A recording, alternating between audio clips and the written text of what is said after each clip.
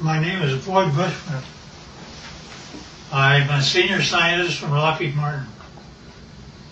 I have 27 patents.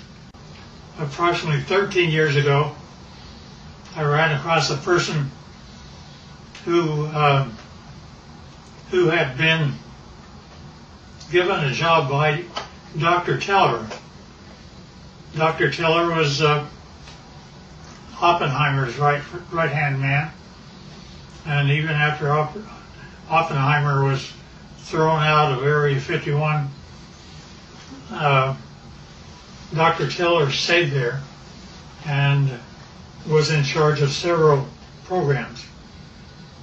The person that I contact twice to 3 times per month is the head of that program now. And they continually update me on everything they possibly can. I do have a top secret clearance. I choose, however, for their purposes, not to use it because the intelligent ones of me and me actually believe that a great deal of information should be lifted up from those dark recesses of Area 51 and moved over so people can see it. So that's what began about 13 years ago. Since I am a scientist, I do not believe in theory. I basically say, follow the data, theory be damned. If something can't verify by a physical test that something is true, then I do not care to accept it in that I present. Therefore, everything that we present here will be data that comes directly from them through me to you. The subject of today there are those that are acquainted with the fact that there were Phoenix lights that occurred over Phoenix about 2 years ago. They were photographed, and those really turned out to be just blobs across the Phoenix sky. It turned out to be that a very dear friend of mine took his wife up a mountain on Valentine's Day, and they took a photograph of Tucson. Turned out to be, when they developed the film, there were a total of 5 UFOs across Tucson proper. And this is Tucson as they saw it. Can you get that? So here's the picture of Tucson as he had it. Then, as he developed further, notice that there are 5 very distinct UFOs along the top of the mountain. Mm-hmm. One of them is even canted a bit, about 45 degrees. Now, the person that took the film said that he had a mothership underneath and one up high. This shows the high one. Mm-hmm. I don't know if I know that I can buy the ship. My name is Scott Faree. I live in Vail, Arizona. A friend of mine who manages a nonprofit in Tucson asked me to take some photos for him for his website. And he was looking for a sunrise picture of kind of the skyline of downtown Tucson. So I had gone out actually on Valentine's Day evening. I dragged my wife up to A Mountain so that I could go up there and just block out some shots, kind of plan the photos that I was ultimately going to take for that website. And so we got up on A Mountain just as the sun was setting. I set up my Canon 40D on a tripod, opened the shutter up fully. I really wasn't looking for picture quality. I was, like I said, I was looking to block out where I wanted to set the camera and the angles that I wanted to take. And so I started to click off some photos, and I had these set with a timer release on the shutter so I didn't get any camera vibration because the sun was starting to set. We were running into fairly low light. And I took, I don't know, it was probably 6 or 8 pictures. I figured I'd had enough that I could take a look at tomorrow, take a look at the next day and decide what I liked. So we went out to dinner that night, went home the following day. I uploaded these photos onto my laptop, and I noticed some lights that I really didn't expect to see up above the Santa Catalina Mountains. And upon closer inspection, and as I really ran out the contrast in the photo, I ended up with something that I still can't explain to this day. This is the original photo, and these lights were showing up just over the top of the mountain. I took a second photo probably 5 or 6 seconds later, as long as it would have taken for me to reset the timer. And in fact, this group of lights was in a much more narrow band, and now about, well, I don't know, I can't really say distance-wise, but they'd moved quite a ways from where that original grouping had taken place. So I still have no explanation for the camera, or for the pictures. These images, these lights have not shown up in any other photos that I've taken. I'm at a loss as to what they might be, and certainly curious as to where those lights came from. Now they certainly are very, very similar images. Here's up and flying. Let me go through now on the ships. In order for me to believe it, I had to get blow-ups, and so here are 2 of them, which is blown up much higher.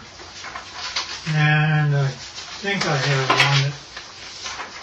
one that, yeah, you can see the 45-degree candid UFO. Now see, the only reason that I bought everything that he said is because my people have been feeding me for 13 years pictures, not only pictures of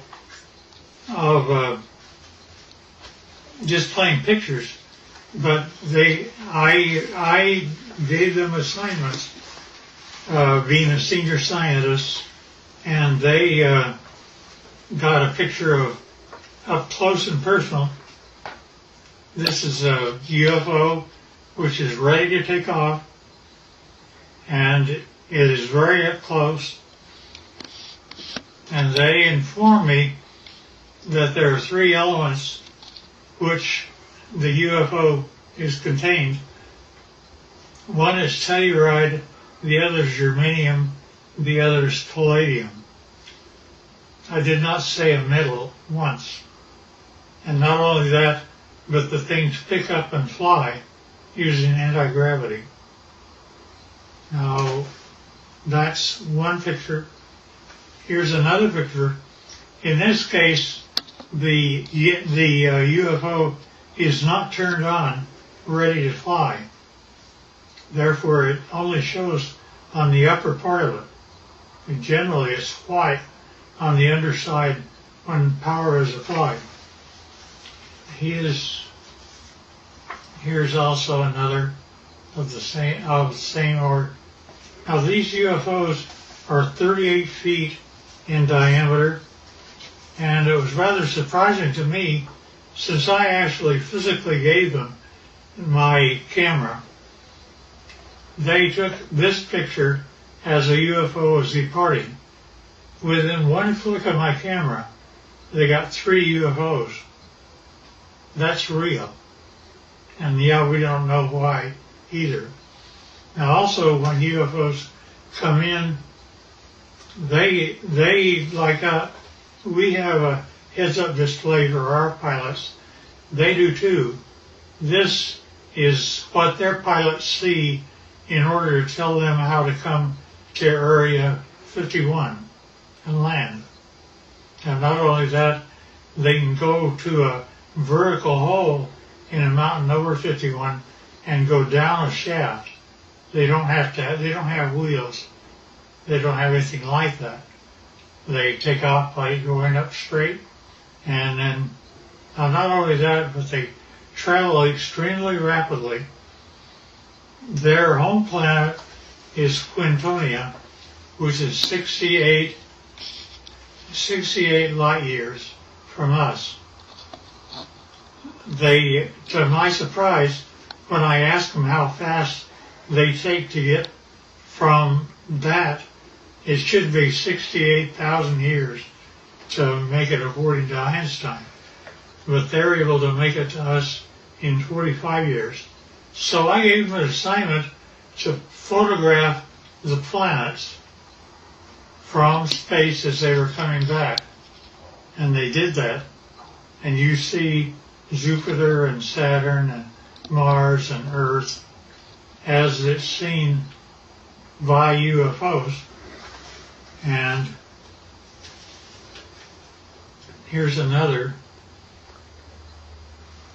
Now, we aren't going through motherships or anything like that. Nevertheless, those are the UFOs. Now, when they actually get powered up and actually start traveling, it turns like this. You do not hear sound. They're up. They travel like that. They look like that, and they travel extremely rapidly. Now, the question is who are they? Here's another one that's, you see the bottom, how it's all white? It's turned on. Here's also the bottom turned on. Strangely enough, I asked them to take pictures of the power unit on the bottom, up close and personal. They gave me this. I don't know what this means. That's when my camera actually looks into the power center of the UFO. Now, I asked them to tell me about who was flying these things. He therefore said, fine, they're approximately 5 feet, 4.5 to 5 feet tall. They had one or two of them around it that were 230 years old, and we have a total of at least 18 that exist and operate with our facility as Teller set it up. Now notice the eyes are different, nose are different, but they do have 5 fingers, 5 toes, 2 eyes, and rather strangely enough, I asked him how they communicate. He says, well, it's like this, boy. You all of a sudden have a question in your mind. You walk into a room with one of them, and all of a sudden you find yourself giving the answer to your question in your own voice. They're able to use your own voice by telepathy to talk to you. And I said, fine. Now that's how they look front. But when you turn around and look at the back, it's like that. Now notice that they have 3 backbones. They're actually cartilage. Nevertheless, it's a much more efficient system as ours. They also have 3 ribs in their system rather than more. This is also the back side of an alien. Here's a 45-degree look.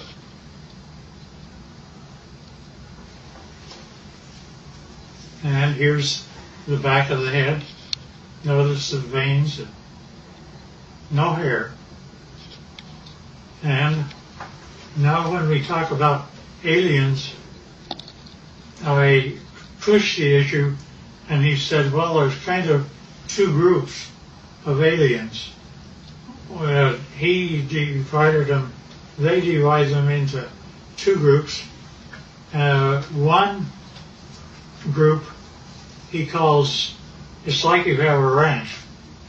And you have a ranch and you find that one group are your wranglers that know how to wrangle your cattle.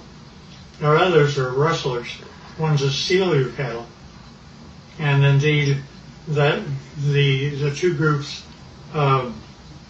do act differently.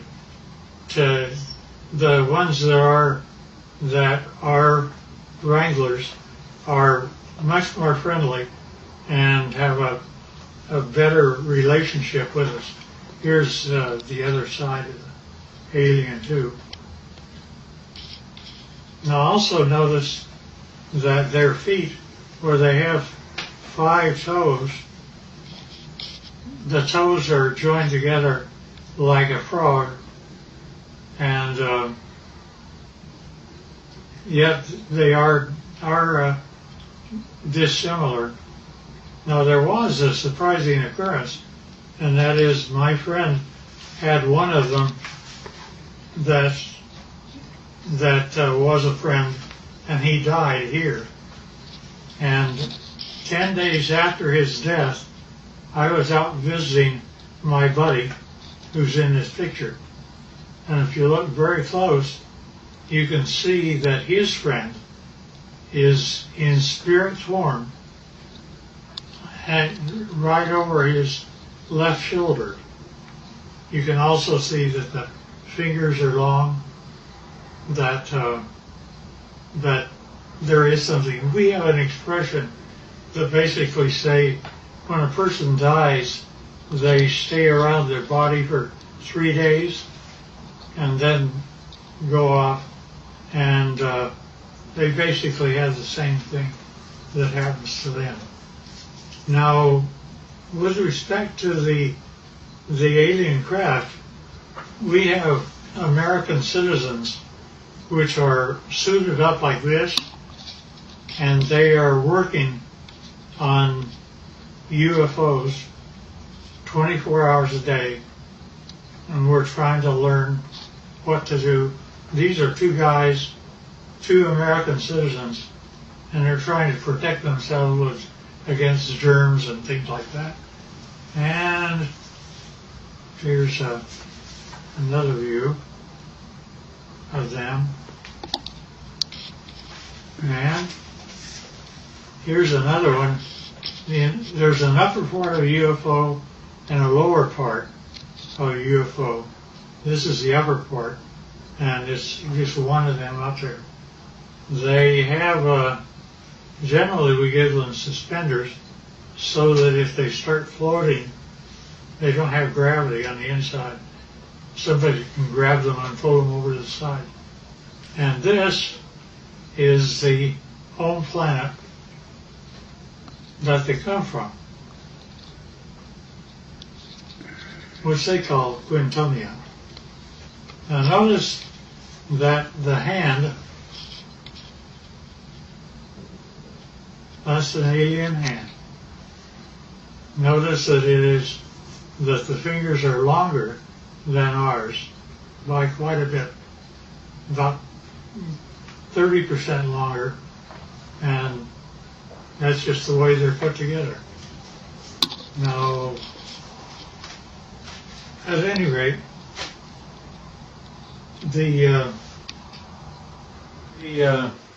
this process that introduced me directly or indirectly to Dr. Teller's work with the group that still is in charge of Area 51 and equivalent, turned out to be a doctor, very, very fine gentleman. And I was carrying on a conversation with him. He saw how the subject was going, so he simply said, well, you need to know what I did one day. And I said, okay. He said, I was in the process of doctoring a pilot who was a test pilot, a Navy test pilot for the United States government. And it was 1947. said he began, I don't know if it's a drug I had him on or what was occurring, but he basically told me that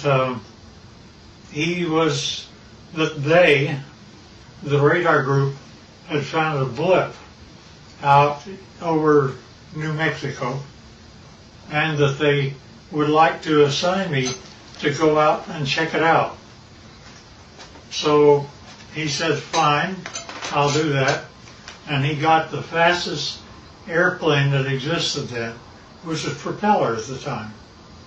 And it was fully armed and all the rest of those things. Nevertheless, he was out flying, and he found the item, and he immediately communicated back, and he said, I wish authority, first of all, I want you to tell me, are there any other airplanes flying?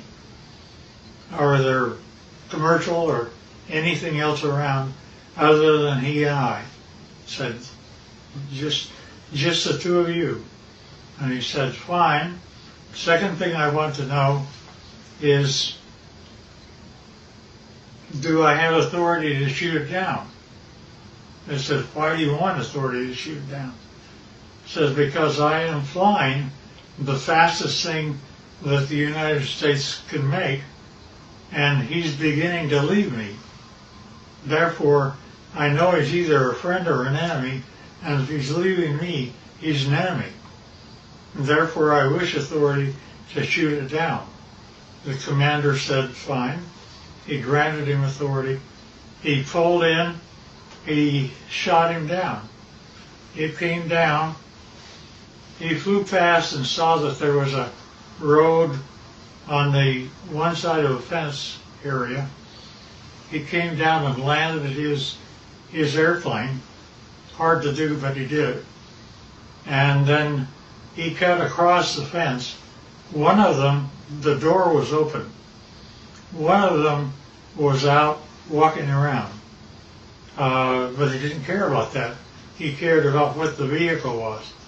So he went over, and rather strangely enough, when he ducked down, because they're only 5 feet high, he saw that he could see through the walls. Not only that, but as he stepped in, the floor was spongy. He looked at the three that were there, and they were dead. He knew they were. He'd killed them. But he also knew that the military would come, and he had put up with those guys for a long time. So he went back across the barbed wire fence, got in his airplane, and took off. Therefore, he was never briefed out at all. And he didn't give my friend authority to allow me to know what his name was. I know, but I won't reveal it. Both of them should have been gone for a long time. Nevertheless, so when I got up with my contacts in Area 51, I brought up that story, and they said, well, that's totally true, but we can't say it, you can. And that's how they've kept me all this time, is I can talk about it, but they can't. I do, because of some very good reasons, keep things within control, but I don't want us to fall behind the Russians and Chinese. And the problem I have is that Area 51 is working with both the Russians and Chinese right now. And trying to make UFOs, they have, there's been a total of 39 United States citizens that have lost their lives trying to reverse engineer UFOs. And Well, the last one I heard of was a year and a half ago, where we lost 19 lives in one test. They actually wanted to bring various flying craft near the UFO, and the UFO defended itself, and 19 of our people died. Now, they kept giving me things rather than, they would give me pieces of UFOs, and I would come to my laboratories. I had the laboratories of Lockheed and every place else, so I would do that, but I would get pieces of UFOs. For example, I have 3 little pieces of UFOs down underneath the thing that looks like a quartz crystal. Notice that that is my hand, and it is giving weight. It says that it weighs 100 grams.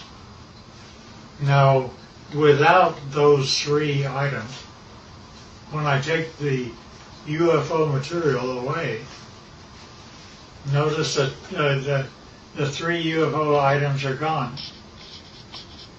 But also notice that the weight of the crystal is now 650 grams. The implication here is that if I were to take the pieces of UFO and put them underneath an average man's scale, he would weigh 45 pounds. Basically, they're working in anti-gravity, and therefore our effort is anti-gravity. Now, not only that, but we take these same pieces of items, and I go to a standard voltmeter, and notice that in my voltmeter I am getting a total voltage of 249 volts out of one piece of UFO. Not only that, but the team took a piece of UFO and connected it up like this and was able to have a complete laboratory operate for 6 months with heavy equipment. And it goes all the way up to 12 amperes. And since you didn't really get this before, here's the foot with the toes joined together. And this is a better view of the same. Now notice also, this is the body of an alien, and where we have 6 ribs that are connected together, they have 3. And the total height is less than 5 feet. And they still look like this, not like you and I. Nevertheless, so we're able to obtain voltages and anti-gravity, and anti-gravity appears several ways, which is rather unique and nice. Scotty talked about UFOs. I basically said, yeah, I understand, because here is what Area 51 was giving to me since the year 2000 and beyond. Notice it's recent, and we have one triangle, then we have 1, 2, 3, 4, 5, and we have one that's 150 feet across, if not larger. And each one of these are separate documentation of UFOs that were photographed and taken across the world from 2000 the year 2004. Now, when you actually get what that all means, is a UFO, when it's white on the underneath side, is ready to fly like that. And it's anti-gravity, that's the reason you don't hear anything. But when it's just parked means just floating in air. It could be above your house, like this, and this.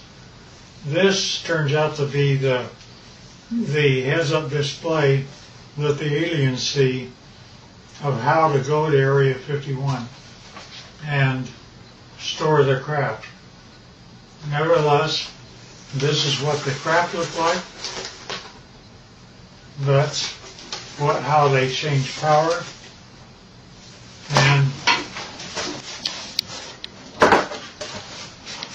And notice that here's an egg-like thing, but it's standing on end only because it has no gravity itself. And that is a piece of UFO germanium. And this little dot is a piece of neodymium magnet, which is above the germanium, and it's floating all by itself. And that again is a UFO. And we don't know why, but the crystal appears to be colored rose, and we can't figure out why yet. There's a whole batch of analysis that we're having to do. Alien, side view, front view, top view, line.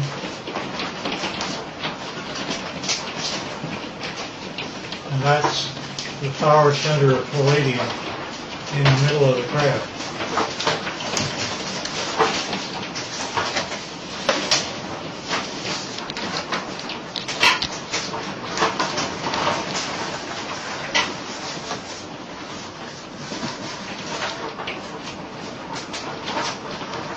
In case I missed anything.